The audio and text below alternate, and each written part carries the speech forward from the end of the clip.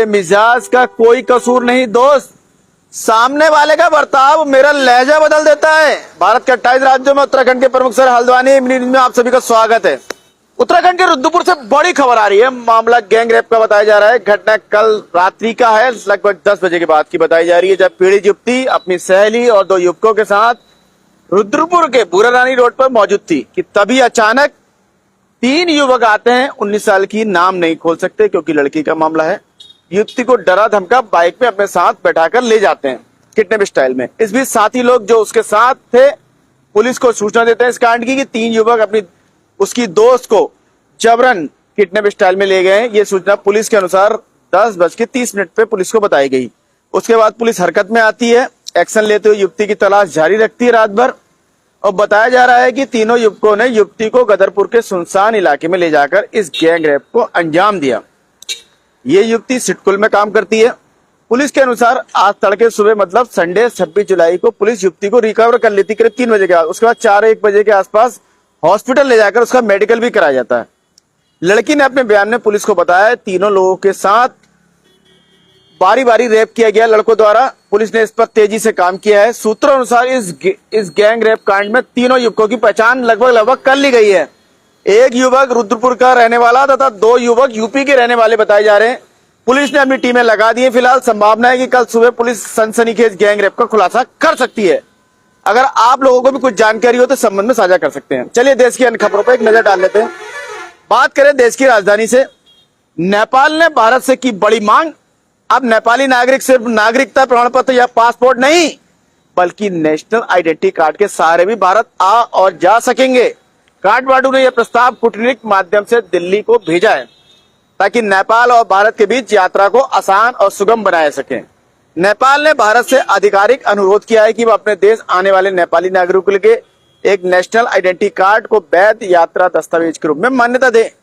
माना जा रहा है कि अगर भारत इस प्रस्ताव पर सहमति जताता है तो नेशनल आइडेंटिटी कार्ड नागरिक प्रमाण पत्र और पासपोर्ट के साथ तीसरा वैध पहचान पत्र बन जाएगा। इससे दोनों देशों के नागरिकों के लिए हवाई और जमीनी मार्ग से यात्रा करना काफी सुगम और सरल हो जाएगा। प्रधान के इस्तीफे के बाद संसद सांसद चलने देंगे। अब क्या? कल यानी मंडे से पेपर लीक पर त्याग पत्र तो प्रधान का हो गया। फिलहाल ये बहस जोर पकड़ रही है कि बीजेपी सरकार बच्चों के कारण झुकी या इसमें कांग्रेस सहित पूरा विपक्ष का इन्वॉल्वमेंट पूरी ताकत से जुट गया था या इन सबके प्रयास से सरकार घबरा गई।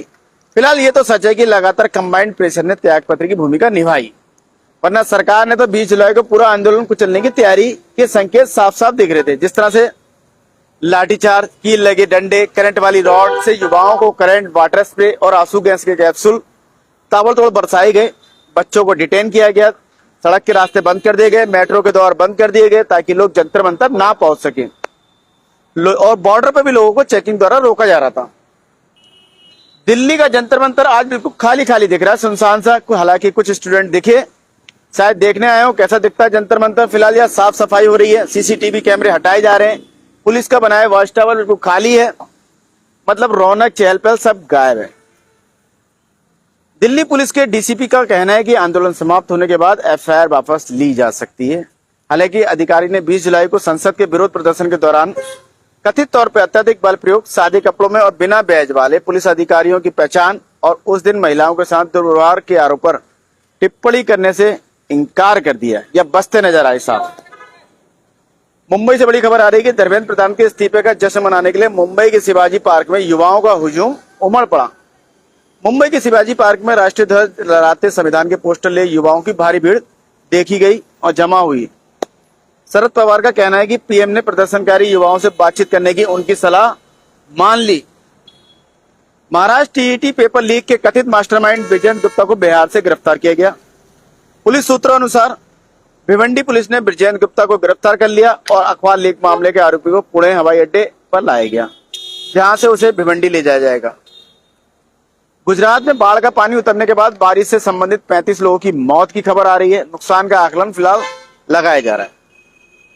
इधर कर्नाटक के पूर्व मुख्यमंत्री सिद्धारमैया ने उम्र और राजनीति के दूषित होने का हवाला देते हुए चुनावी राजनीति से संन्यास लेने की घोषणा कर दी है।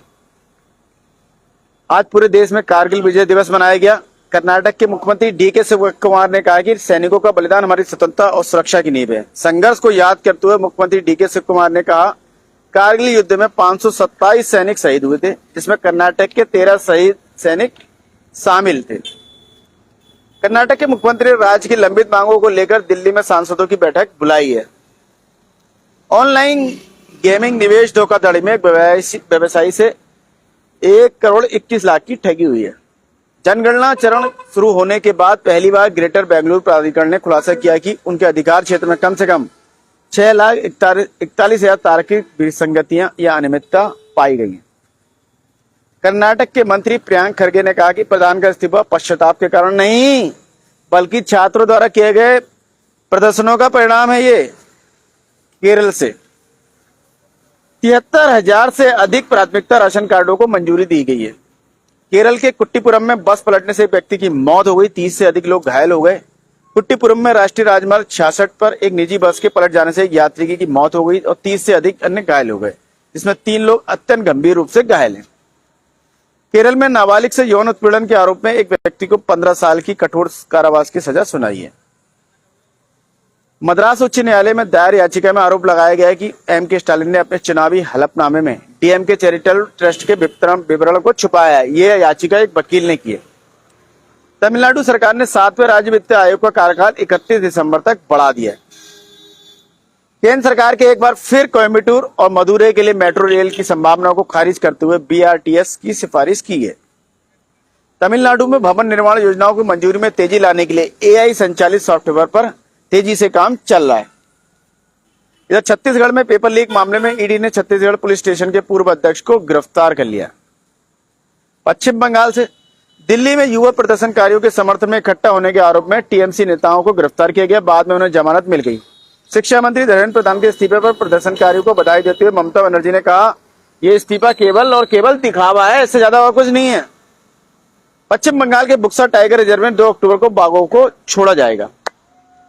बिहार पुलिस द्वारा एफआईआर दर्ज करने से पहले ही नीट पेपर लीक के विरोध प्रदर्शन के सिलसिले में तेज प्रताप को गिरफ्तार कर लिया गया। ये उनके वकील का बयान है। आज प्रशांत किशोर का कहना है कि बांकीपुर उपचुनाव से पहले भाजपा अनुचित प्रचार पद्धतियों का इस्तेमाल कर रही है। असम के कछार में एक फैक्ट्री के सिलेंडर विस्फोट में 4 श्रमिकों की मौत हो गई।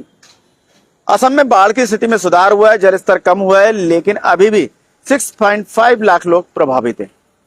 असम पुलिस ने पाकिस्तान स्थित शहजाद भट्टी आतंकी नेटवर्क से जुड़े 3 लोगों को फिलहाल गिरफ्तार किया। आज असम के मुख्यमंत्री ने मंत्री की बेटी की मुख्य न्यायिक न्यायाधीश के विरोध प्रदर्शन में शामिल होने की घटना को इग्नोर सा किया है, मतलब ज्यादा उसे कोई वो नहीं दिया। राजस्व और आपदा प्रबंधन मंत्री केशव महंत को उस समय ट्रोल किया गया जब उनकी बेटी दिविसा महंत के वीडियो सामने आए, जिसमें वह पीएम के खिलाफ अपशब्दों से भरे नारे लगाती साफ नजर आ रही है।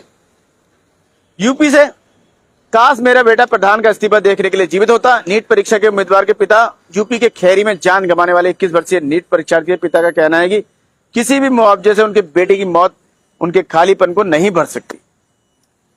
राजस्थान से जीवन ज्योति दृष्टि केंद्र अलवर में ग्रामीण नेत्र देखभाल को मजबूत बनाते हैं। जीवन ज्योति परियोजना के अंतर्गत दृष्टि केंद्र सार्वजनिक स्वास्थ्य प्रणाली के भीतर स्क्रीनिंग, मोतियाबिंद के लिए रेफरल और सामुदायिक आउटरीच के माध्यम से अलवर के ग्रामीण क्षेत्रों में नेत्र देखभाल तक पहुंच में सुधार कर रहे हैं। पंजाब में बेरोजगारी के विरोध में पंजाब के मुख्यमंत्री के आवास की ओर मार्च कर रहे प्रदर्शनकारियों को पुलिस से झड़प हुई। जम्मू कश्मीर से युवाओं ने गांधी जी के भारत के विचार को पुनर्जीवित कर दिया है, ऐसा महबूबा मुफ्ती का आज का ये बयान है।